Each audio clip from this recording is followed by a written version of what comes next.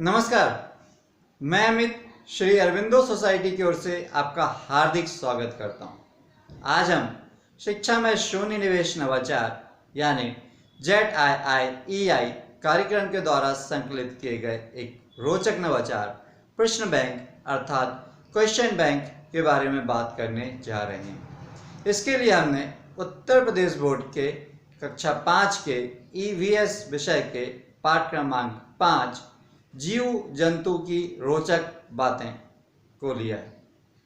इस पाठ जीव जंतु की रोचक बातों में हमारे शरीर के संवेदी अंग, उनके विशेष कार्य और उसी प्रकार से जीव जंतुओं के अलग अलग विशेष अंग और विशेष कार्यों के बारे में चर्चा की गई है।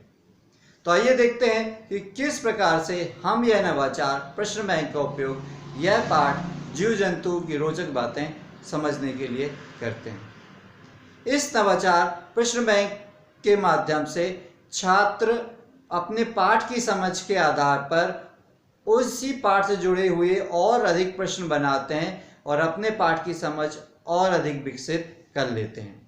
यही इस पाठ का, इस नवाचार की मुख्य विशेषता या मुख्य उद्देश्य है। इस नवाचार के माध्यम से न केवल छात्र पाठ की विषय वस्तु से रूबरू होते हैं, बल्कि बच्चों के सर्वांगीण विकास के लिए, बच्चों के हॉलिस्टिक डेवलपमेंट के लिए जो भी गुणों की आवश्यकता होती है, जैसे शिष्टाचार, अनुशासन, धैर्य, सहनशीलता, अच्छी संप्रेषण कला, लोगों की बात समझने की कला, परस्पर सहयोग की शक्ति, परस्पर सहयोग की भावना, व्याकरण, शब्दावली, तुकांत शब्द, युग्म शब्द, वाक्य विन्यास, इस प्रकार की जो छोटे छोटे गुण भी बच्चे अपने आप में इस नवाचार के कारण डेवलप कर लेते हैं, विकसित कर लेते हैं।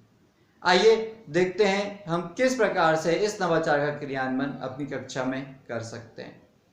जिस दिन कक्षा में इस नवाचार का क्रियान्वयन करना होता है, उससे पहले ही शिक्षक ये सुनिश्चित कर लेते हैं कि कक्षा में पाठ का निर्माण, व्याख्या और समझाइश हो चुकी हो। जिस दिन क्रियान्वयन करना होता है कक्षा में इस नवाचार का, एज ए रिवीजन, पुनरावृत्ति के रूप में इस पाठ का, इस नवाचार का क्रियान्वयन हम कक्षा में करते हैं। और शिक्षक जितने भी विद्यार्थी होते हैं उनको 7 समूह में बांट दिया जाता है और हर समूह को एक प्रतिनिधि बना दिया जाता है, प्रतिनिधि नियुक्त कर दिया जाता है। उसके बाद हर छात्र से बोला जाता है कि वो अपने क्वेश्चन बनाए पाठ की समझ के आधार पर।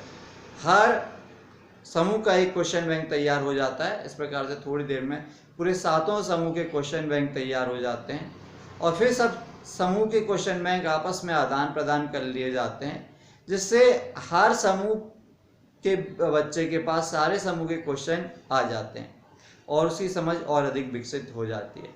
फिर सारे क्वेश्चन बैंक को मिला के एक मुख्य क्वेश्चन बैंक बनाया जाता है। बस ध्यान रखने की इतनी सी बात ये होती है कि किसी भी क्वेश्चन का रिपीटिशन ना हो और सारे क्वेश्चन समाहित हो जाएं।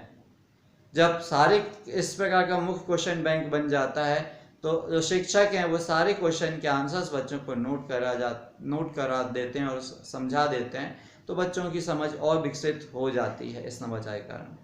उदाहरण के तौर पर समझ सकते हैं कि किस प्रकार के प्रश्न विद्यार्थी इसमें लिख सकते हैं। जैसे कि ऐसा कौन सा जीव है जिसके बाहरी कान नहीं होते हैं? आंसर है सांप।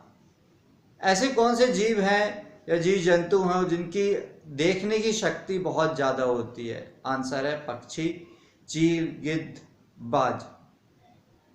ऐसा कौन सा जीव जंतु है जिसकी सूंघने की शक्ति बहुत ज़्यादा होती है? आंसर है कुत्ता। ऐसा कौन सा जीव जंतु है जो अलग अलग रंग पहचान सकता है? आंसर है बंदर।